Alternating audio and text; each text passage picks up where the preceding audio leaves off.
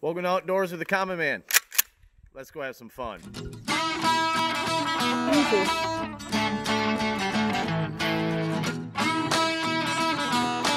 have my Savage 6.5 Creedmoor.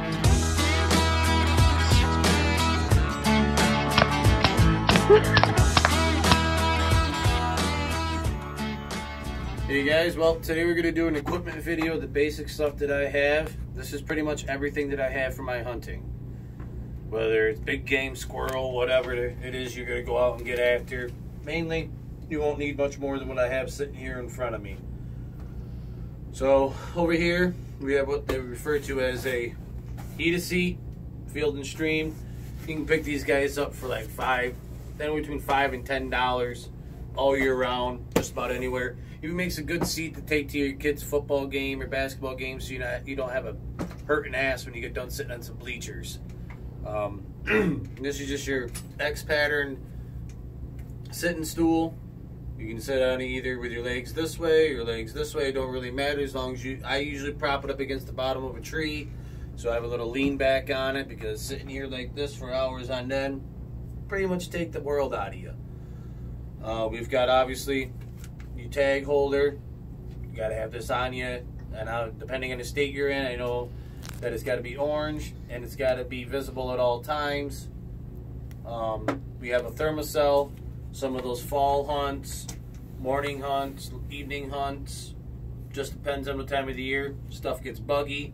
These guys are great. Price point about, I don't know, probably about $30, $35. That's pretty reasonable. They come with a whole kit, so you can start right out, go buy it, take it out, put it together, and go out in the woods and use it. Last, usually the tank of fuel that's in it, which is I think just regular old butane fuel, and the mosquito pad or the bug insect repellent pad work for about anywhere between 4 to 6 hours. They do great, and I'm not gonna lie, I've used this thing to actually keep my hands warm before. When I was out in the woods, I had it with me. I didn't need to keep the bugs away, but I had forgot my gloves at home like a dumbass. And as every hunter knows, you're gonna walk out there and you're gonna get out there and want something, and you're gonna realize, I forgot the son of a bitch at home. And sometimes home's just not over the river and through the woods. So I just turned it on, kicked it on. It has a little small heat that heats this little pad up right here. Boom, held it in my hands like that, warmed my hands up pretty well. We have this little GoPro that I bought. I'm trying to figure out an issue with it now. It's not that great in the cold. So hunting in the fall and in the winter up here in northern New York doesn't want to work. But I'm sure when I go squirrel hunting and stuff like that, it'll be fine. Squirrel, coyote, spring hunts, turkey hunting in the spring. I'm sure it'll be great for that. Obviously hand warmers. Always keep some on you. Usually I have about 6 to 8 of them. Plus, I didn't have any because I ran out of stock, but they make sole warmers for your boots. Looks just like an insole to your boot. Whip them open just like those. Throw them in the bottom of your boot.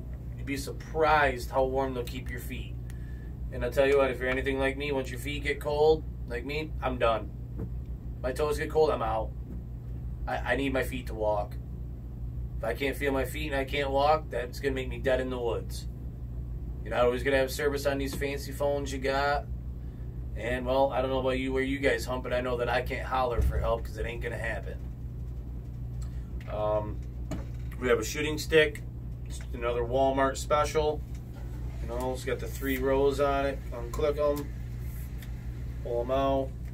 It can stab itself in the ground. Can't even put this thing up there. You know, it's nice and steady. And double as a nice walking stick.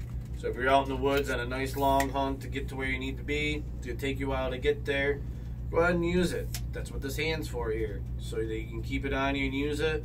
Makes great for a walking stick. I walk through creeks and stuff with it just to steady myself so I don't fall like I have before.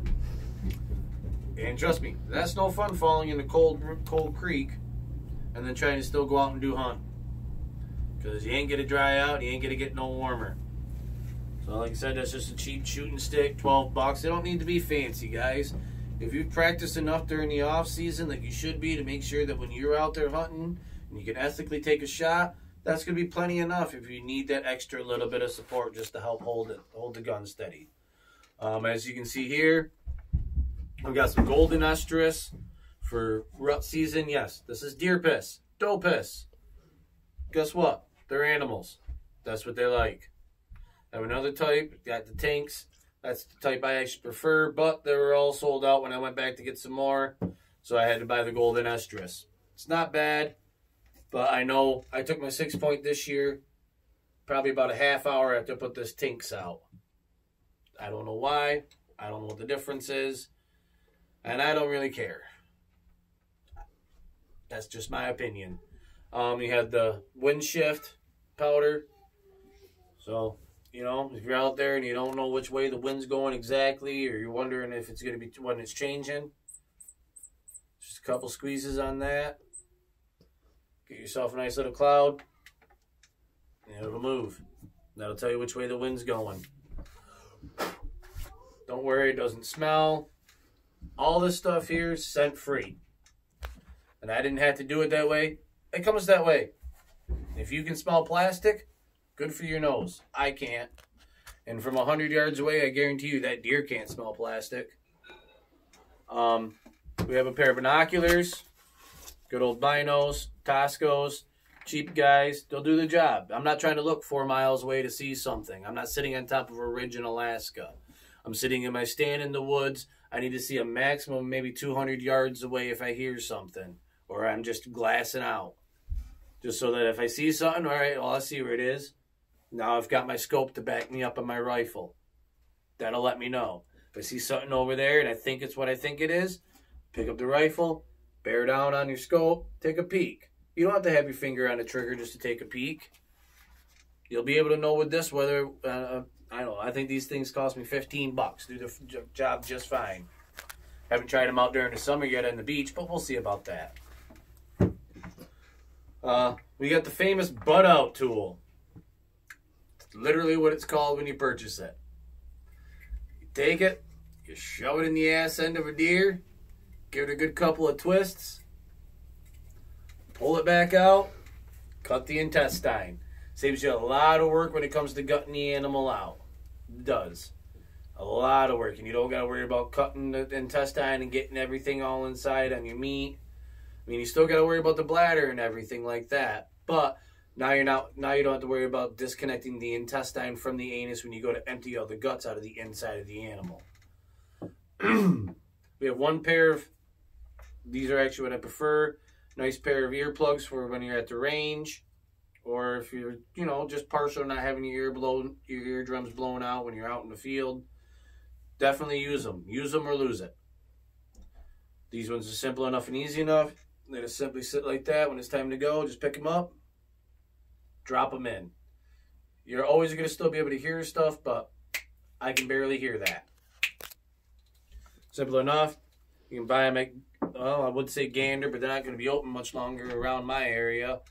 But you can buy those at Dick's Sporting Goods. I think I purchased 2 sets of those, and they came with extra cones on them. I think they were like $7 or $8 a piece. Pretty cheap, pretty ineffective, but do the job very well. I have my backup pair that I keep on me at all times, generally when I have a rifle with me. These are my mossy oak ones. They're nothing fancy. They're just another run-of-the-mill earplug. Any earplugs work, but I prefer ones that I can keep on me that if they fall out, that I don't lose them. These ones just sit on your neck like the other ones. Pop them in. These ones, in my opinion, are not as effective as these ones are, but they'll still do the job if you need to. I take my kids out shooting when we go to the range. They wear these ones plus these ones. They still can hear. Nobody's ever complained. And they generally shoot more bullets off than I do when we're out there. Pretty expensive, but gotta let the kids have fun. So, we'll go on to the next thing. If I can get this closed. About to go get thrown.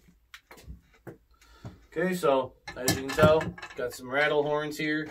These ones, one of my good hunting buddies gave them to me. He didn't need them anymore. He got a bigger set.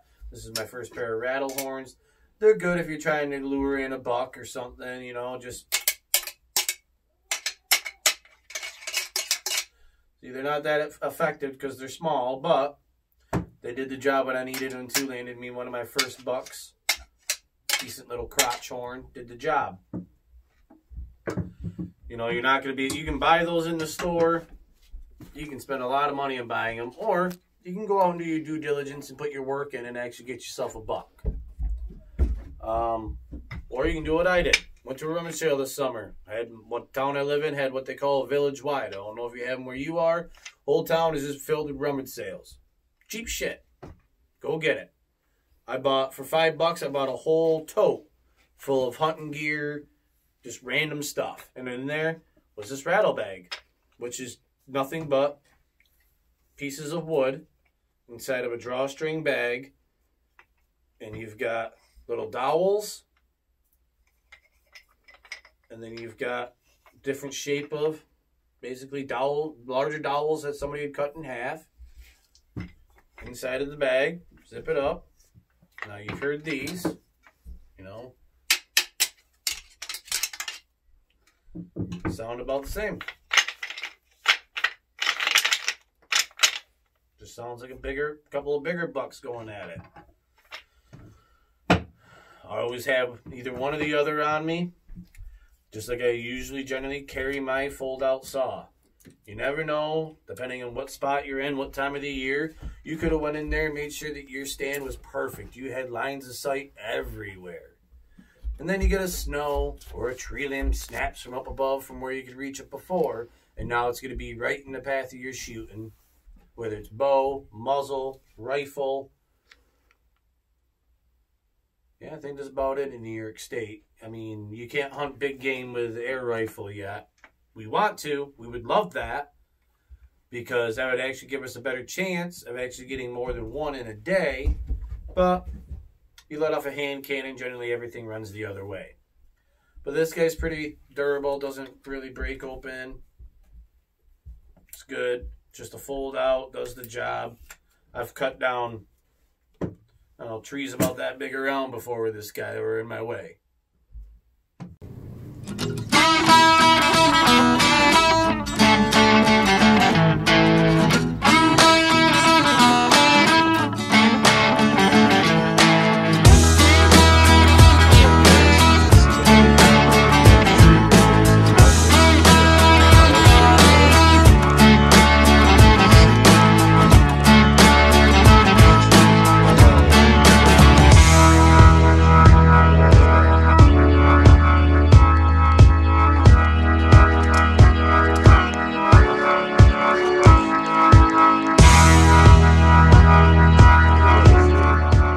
Hey guys, if you like what you're watching, don't forget to like and subscribe to our channel.